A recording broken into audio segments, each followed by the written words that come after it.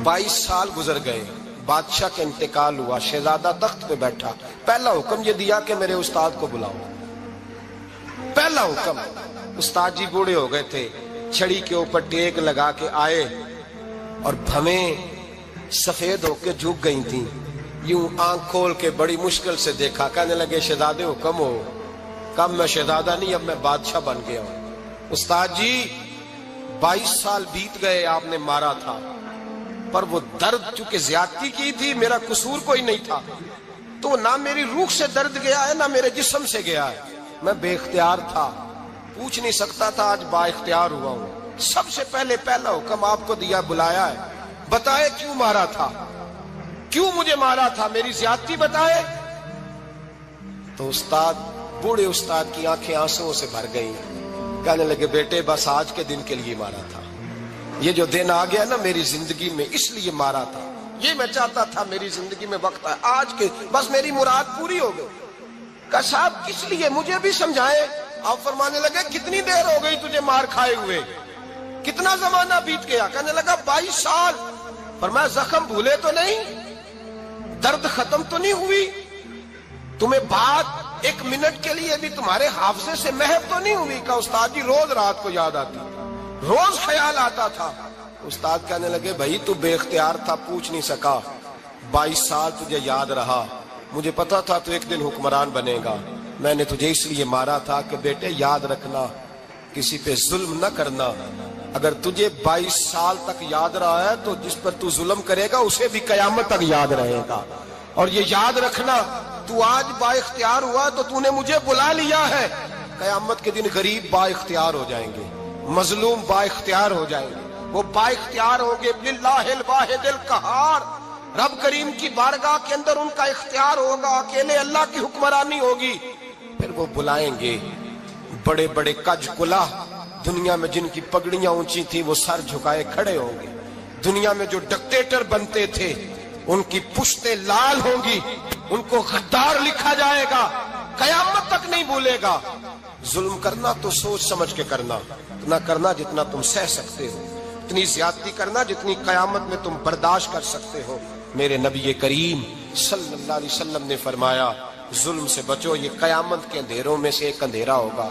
जिंदगी में ज्यादती न करें, अगर थोड़ी देर के लिए कोई चीज बर्दाश्त कर जाएंगे तो वो फायदा दे जाएगी, कुछ देर के लिए अगर सह जाएंगे तो नफा मिल जाएगा, सहने की कोशिश करें लेकिन ज्यादती न करें, नजर को, सोच को, जहन को पाक रखें। और मेरे भाई जिंदगी पूरी जुल्म से बचें, ज्यादती से बचें। अमीरुल मोमिनीन हजरत जनाब सैयदना उमर फारूक रदी अल्लाह ताला अन्हु रात घर में थे तो रोने लगे, बड़ी देर तक रोते रहे। वालदा उठी तो साहिबजादे से कहने लगी पता करो तुम्हारे बाप को क्या मसला है। शहजादे आए, कहने लगे अमीरुल मोमिनीन वालिद गिरामी क्या हुआ। तो हजरत उमर फारूक कहने लगे बेटा अपनी अम्मा को बुलाओ। वालदा आ गई, क्या बात है, कुछ तबीयत खराब है तो हकीम का बंदोबस्त किया जाए। तो हजरत उमर कहने लगे कुछ भी नहीं, आज मस्जिद से निकला हूं तो नबी पाक के सहाबा मेरी तारीफें कर रहे थे।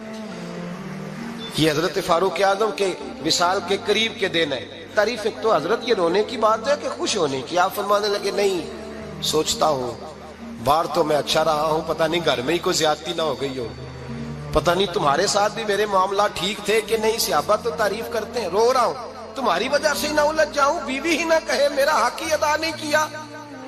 ये लफ्ज कहते कहते पहाड़ है ये शख्स, कैसरो किसरा कांपते हैं। हजरत उमर रो पड़े, बीबी से कहने लगे मुझे अल्लाह की रजा के लिए माफ नहीं कर देती, मेरे ऊपर बोझ था उम्मत का, मैं सारी रात मदीने की गलियों में फिरता था, दिन सारा मस्जिद में गुजरता था, मैं तुझे वक्त नहीं दे पाया, माफ नहीं कर देती। तो ज़ौजा कहने लगी नहीं उमर, मैंने भी जिंदगी में अपना कोई सुख चैन नहीं देखा, कोई चाव पूरा नहीं किया, मैं कैसे माफ कर दूं, मैं नहीं माफ करती। हजरत उमर जमीन पे बैठ गए, रोने लगे, कहने लगे चल माफ कर दे। कहने लगी एक वादा करो, कयामत के दिन रब करीम की बारगाह में मेरी सिफारिश करोगे, अल्लाह की बारगाह में अर्ज करोगे कि अल्लाह अच्छी थी, मुझे कपड़े धो के देती थी, रोटी पका के देती थी, मेरी इज्जत की मुहाफिज थी। जनाब उमर कहने लगे तेरे साथ वादा है, रब अपने फजल से उमर को जन्नत देगा तो उमर तुझे जन्नत में साथ लेकर के जाएगा, तेरे साथ वादा है। भाई जिनके दिलों में एहसास था कि हमसे कोई ज्यादती ना हो जाए, کسی جگہ وہ تو یہاں تک معاملہ کرتے تھے، یہاں تک ان کا خیال رہتا تھا۔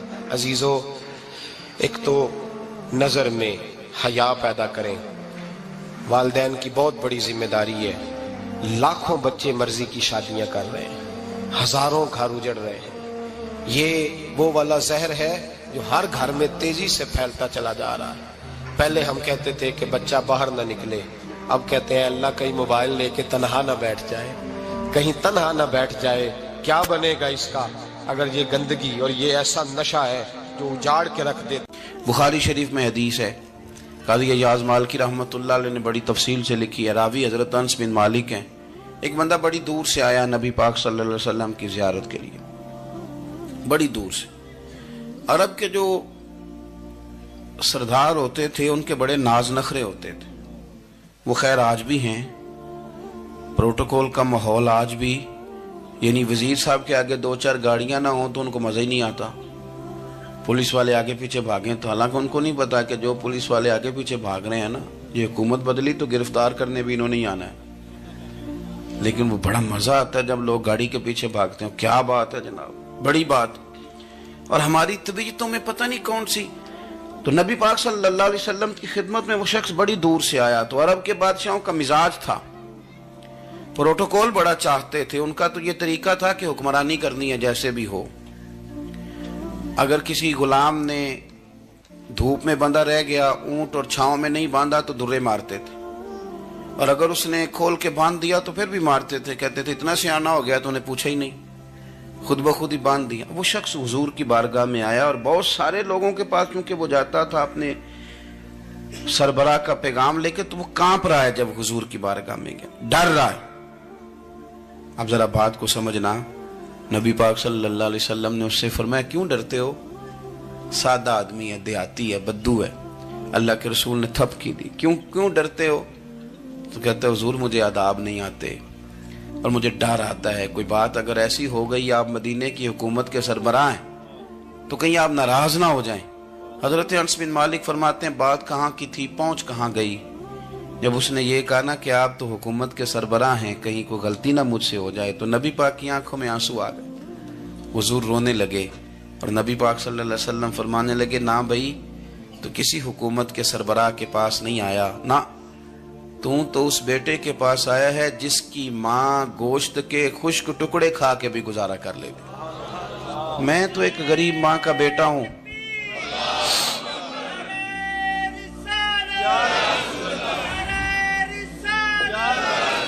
بھائی اگر آپ کا یہ ذوق بن جائے، دیکھو نا آج تو لوگ بھول جاتے ہیں نا، کپڑے بدل لیتے ہیں تو وہ سمجھتے ہیں کہ شاید سارا کچھ ہی بدل گیا، یعنی گاؤں سے آ کر پڑھنے والے بھول ہی گئے ہیں کہ کس کی ماں نے کتنا زیور بیچا تھا۔ لوگ بھول جاتے ہیں چیزوں کو، اپنے ماضی کو یاد رکھیں، آپ لوگوں کے ساتھ پیار کریں، آپ لوگوں کو موقع دیں، آپ تھوڑی سی اور کوشش کریں اس شخص تک جانے کی جو آپ کو مایوس نظر آ رہا ہے، پریشان نظر آ رہا ہے۔ یہ ہمیں میلاد والے محبوب صلی اللہ علیہ وسلم نے درس دی۔ ایک اور پہلو، حضور سید عالم صلی اللہ علیہ وسلم نے، ہمارے ہاں نا ابھی بھی برادری کی تقسیم ہے، ابھی بھی، اور کچھ میں نے ایسے کمزور لوگ بھی دیکھے، یہ اس طرح کی حرکتیں ہارے ہوئے لوگ کرتے ہیں، ہارے ہوئے لوگ جو اپنے آپ کو سمجھتے ہیں کہ میں کوئی بڑا آدمی ہوں۔ بڑا آدمی تو اپنے اخلاق سے ہوتا ہے، اپنے کردار سے ہوتا ہے، اپنی سخاوت سے ہوتا ہے، لوگوں سے پیار کرنے سے ہوتا ہے۔ باقی یہ کہ بیٹھ کے کہانی سنانا کہ میں بڑا کچھ کرتا ہوں، تو جو کچھ کرتا ہوتا ہے اسے سنانے کی کوئی ضرورت ہے؟ ایک اور بہت سارے لوگ آپ تعزیت کرنے جائیں نا والد کے انتقال کے بعد، تو ان بیچاروں کو بتانا پڑتا ہے کہ ابا جی میرے بغیر دوائی نہیں کھاتے تھے۔ تو میں کہتا ہوں اگر تیرے بغیر نہیں کھاتے تھے پھر بتانے کی ضرورت نہیں، پھر تو سارے گاؤں کو پتا ہوگا کہ تیرے بغیر نہیں کھاتے تھے۔ اور اگر کوئی دال میں کالا ہے تو پھر تیری وضاحت کوئی بندہ قبول نہیں کرے گا، تو آپ کو بتانا کیوں پڑ رہا ہے؟ اور آپ بار بار اس بات کا ذکر کیوں کر رہے ہیں کہ ہم بہت بڑے قبیلے کے ہیں؟ صاحب اگر آپ بڑے قبیلے کے ہیں تو پتہ ہوگا سارے علاقے کو آپ کتنا لوگوں کا خیال کرتے ہیں، آپ کس قدر محبت کرتے ہیں، آپ کا انداز کریمانہ کس طرح کا، پھر آپ کو بتانے کی کوئی ضرورت نہیں ہوتی، پھر خود بخود خبر ہوتی ہے۔ حضرت سیدنا ابو ذر غفاری رضی اللہ تعالیٰ عنہ، قبیلہ بنو غفار ایک بڑی شاخ تھی قبیلوں میں سے، جو لوگ اس زمانے میں مالدار قبیلوں سے تعلق رکھتے تھے ان میں سے ایک بڑا نام تھا. ساری زندگی چودراہٹ کی، لیکن میلاد ایک انقلاب کا نام ہے. میں میلاد منانے والے دوستوں سے گزارش کرتا ہوں کہ آپ ہر سال میلاد منائیں اور ہر سال میلاد کے بعد آپ تھوڑے بدل بھی جائیں، یعنی تھوڑے سے بدل جائیں. کچھ لوگ کہیں یار یہ داڑھی میں نے نا 12 ربیع الاول والے دن رکھی تھی، یہ میری میلاد والی داڑھی ہے. اور داڑھی رکھیں بھی نبی پاک کی مرضی کی. کس کی مرضی کی؟ نہ ناراض ہو جائے جی میں ٹور چلا بس. کس مرضی کی جی؟ اپنی مرضی کے نہیں. داڑھی کا وزن کو نہیں ہوتا کہ پوری مٹھی رکھیں گے تو آپ کو کوئی دقت ہوگی، کوئی وزن نہیں. پوری رکھیں، جو حضور کا طریقہ مبارکہ ہے جو ہمیں ملتا ہے اس پر آپ توجہ فرمائیں. تو میں جو بات عرض کرنے جا رہا ہوں وہ میلاد انقلاب ہے. حضور سید عالم صلی اللہ علیہ وسلم کی بارگاہ میں آنے سے پہلے لوگ کچھ اور ہوتے تھے اور یہاں سے ہو کے جاتے تھے تو پھر ان میں تبدیلی آتی تھی. میں سارا دن کرامتیں سناؤں نا کسی کو اپنے پیر صاحب کی اور اپنے گھر میں بھی کہ میرے حضرت بڑے، میرے استاد بڑے، لیکن بیوی کے ساتھ اگر میں ترش لہجے میں بات کروں گا تو وہ کہے گی اے سکھاندے نے تینوں پیر صاحب. دوست کہیں گے یہ سکھاتے ہیں آپ. تو آپ کی کہانیاں نہیں چلتی، آپ کا کردار چلتا ہے. حضرت ابو ذر غفاری رضی اللہ تعالیٰ عنہ فرماتے ہیں چونکہ میں چودھری تھا، سیدنا بلال حبشی رضی اللہ تعالیٰ عنہ کے پاس میں بیٹھا تھا. کسی بات میں بات آگے بڑھی اور بڑھتے بڑھتے بات شکرنجی تک چلی گئی. رائے کے اختلاف نے باتوں میں تلخی پیدا کر دی اور جب تھوڑے لفظ اور تیز ہوئے تو میں نے انہیں کہہ دیا چپ کر، تو ابشن کا بیٹا ہے. کس کے بیٹے تھے حضرت بلال؟ کہتے ہیں جب انہوں نے مجھے کہا تو میرا دل بڑا ٹوٹا، لیکن میں نے ارادہ کیا کہ میں نے حضور کی بارگاہ میں نہیں عرض کرنی. اب ہر بات کی ہم حضور کی بارگاہ میں شکایت کریں. لیکن میں جا کے مسجد میں بیٹھا اور جب سرکار آئے نا، ارادہ نہیں تھا کہ عرض کروں گا، لیکن حضور کا چہرہ دیکھا تو دکھ میرا خود ہی تازہ ہو گیا. رونے کا بھی تو تب ہی مزہ آتا ہے نا کوئی اپنا ملے تو. فرماتے ہیں کہ میرے آنسو نا بغیر اختیار کے چھلک پڑے اور میں کھل کے روئے، کھل کے. قربان جاؤں محبوب کے بھی حضور نے پاس نہیں بلایا بلکہ نبی پاک اٹھ کے خود میرے پاس آئے اور مجھے کندھوں سے پکڑ کے سینے سے لگایا. اور جب میں کھل کے رو لیا تو حضور میرے آنسو پوچھنے لگے. کچھ شعر ایسے ہوتے ہیں جو کسی نے کہے ہوتے ہیں اور کہنے والا جو ہوتا ہے وہ صاحب حال ہوتا ہے تو اس میں کچھ خوبصورتی زیادہ ہی ہو جاتی ہے. ایک پنجابی کے شاعر ہمارے گجرات میں گزرے، بزرگ تھے، ان کا ایک شعر ہے. وہ کہتے ہیں ایک واری میری آنکھیاں چوں اونا نے اتھرو پونجے سن. ایک واری میری آنکھیاں چوں اونا نے اتھرو پونجے سن، ہن تے چسکا پہ گیا رونے دا. ایک واری میری آنکھیاں چوں اونا نے اتھرو پونجے سن، ہن تے چسکا پہ گیا رونے دا تے ہر ویلے آہو زاری دا. تو میں روز رونے لگا ہوں. مزہ ہی بڑا آیا ہے جب سے محبوب نے چپ کرانا شروع کیا میرے عزیز. اور پھر حضرت بلال حبشی رضی اللہ تعالیٰ عنہ چونکہ حضور کے غلام تھے اور انہیں پتا تھا کہ سرکار میری ناز برداری کرتے ہیں. حضور نے چپ کرایا. فرمایا کیوں روتے ہو؟ تو عرض کرنے لگے یا رسول اللہ صلی اللہ علیہ وسلم اگر میں ابشن کا بیٹا ہوں تو میری تو غلطی کوئی نہیں نا، یہ تو تقسیم اللہ کی ہے نا.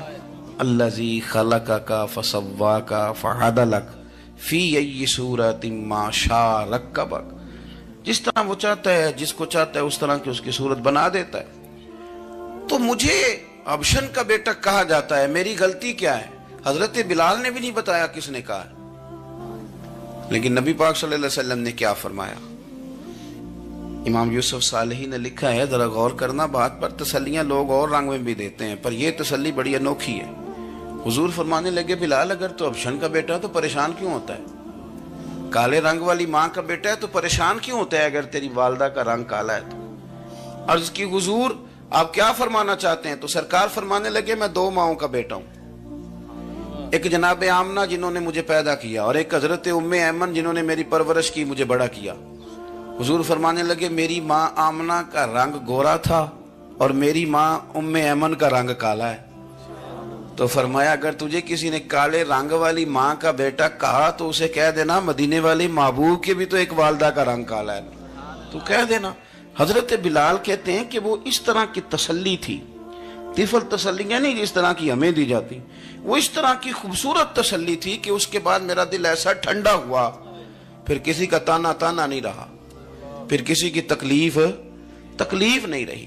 رسول پاک صلی اللہ تعالی علیہ وسلم نے یہ جو آج تقسیم ہے ہمارے ہاں اونچ نیچ کی، چھوٹے بڑے کی، ذات برادری کی، حضور فرماتے ہیں میں نے پاؤں کے نیچے رکھ کے کچل دی، اب اس کا کوئی سٹیٹس نہیں رہا، اب یہ کوئی معاملہ نہیں۔ پھر میرے بھائی ایک معاملہ ہمارے اندر جو اور بڑی شدت کے ساتھ آیا ہے اور جس نے بڑا زور پکڑا ہے، وہ یہ ہے کہ ہم نا پڑھے لکھے لوگوں سے معذرت کے ساتھ، پڑھے لکھے لوگوں کا بھی ایک مسئلہ ہے، وہ دوسروں کو جاہل کہنا ضروری سمجھتے ہیں، الا ماشاءاللہ۔ میں اکثر کہتا ہوں کہ یہ تو آسان کام ہے نا، آپ نے کہہ دیا جاہل نہیں جی سارے پنڈ والے، یہ تو بڑا آسان کام ہے، تو جان چھڑانے والی بات ہے۔ ان پڑھ ہیں جی اس قوم دا کچھ نہیں بن سکتا، بھی تو آسان کام ہے، جان چھوٹ گئی۔ میں بھی کھڑا ہوتا ہوں نماز جنازہ کی امامت کرنے کے لیے، کبھی تو کہہ دیتا ہوں کہ جناب آج لوگوں کو نماز جنازہ کی دعا نہیں آتی، تو سوچتا ہوں کہ اگر کسی نے کھڑا کر کے پوچھ لیا کہ آپ نے کتنے لوگوں کو یاد کرائی ہے، ہم نے کبھی کہا کہ آؤ بیٹھو یاد کراؤں، تو اس کا جواب کیا ہے؟ تنقید کرنا آسان کام ہے اور تعمیر کرنا یہ مشکل مرحلہ ہے۔ عزیز دوست، ہمارے ہاں نا ان پڑھ بندے کے ساتھ اور اس بندے کے ساتھ جس کی سوچیں محدود ہیں، ہمارا رویہ اتنا تلخ ہوتا ہے۔ بھئی مزہ تو تب آتا ہے نا جب آپ کو کچھ لوگ کہتے ہیں میں اچھے کے ساتھ اچھا ہوں، تو اچھے کے ساتھ تو ساری دنیا اچھی ہوتی ہے، آپ نے اس میں کیا کمال کیا؟ ترجیح آخرت کو، اللہ کی ذات کو۔ ہماری آخرت کس طرح ٹھیک ہو سکتی ہے، آخرت میں کامیاب کس طرح ہو سکتے ہیں، آخرت میں اللہ تعالیٰ کی رضا کیسے پا سکتے ہیں، اس کو ترجیح دینی چاہیے۔ نبی پاک صلی اللہ تعالیٰ علیہ وسلم کے بہت سارے صحابہ بڑی شانوں والے، ایک صحابی کا ہم آج ذکر کرنے جا رہے ہیں جن کا نام ہے حضرت ابو ذر غفاری رضی اللہ تعالیٰ۔ ہمارے صوفیاء تصوف میں ایک جملہ بولتے ہیں کہ تیرا تو فقر ابو ذر ہے، یعنی جن کو صحیح درویش کہتے ہیں نا، صحیح درویش۔ مولا علی شیر خدا رضی اللہ تعالیٰ عنہ فرمایا کرتے دو ہی تو بندے ہیں جو رب کے رستے میں کسی شے کی پرواہ نہیں کرتے۔ حضور کون سے؟ فرمایا ابو ذر غفاری ہے اور دوسرے علی المرتضیٰ ہے۔ مولا علی فرمایا کرتے یہ نا مسلمانوں میں سے چوتھے یا پانچویں مسلمان ہیں، شروع سے ایک سلیم الطبع آدمی، کچھ لوگ طبعاً بڑے نفیس ہوتے ہیں، طبعاً اللہ کی طرف سے شروع سے ہی۔ ان کا جو قبیلہ تھا بنو غفار وہ راہزنی کرتا تھا، لوگوں کو لوٹ لیتا تھا، شروع میں یہ کام کیا، لیکن جب کچھ لوگوں کی چیخیں کانوں میں گئیں تو چھوڑ دیا، فرمایا نہیں یار طبیعت نہیں مانتی، اور نبی پاک کا کلمہ پڑھنے سے پہلے ہی بتوں کی پوجا چھوڑ کے رب کی عبادت شروع کر دی۔ لوگ پوچھا کرتے تھے آپ عبادت تو کرتے تھے پر منہ کدھر کرتے تھے؟ فرماتے تھے جدھر وہ کرا لیتا تھا کر لیتا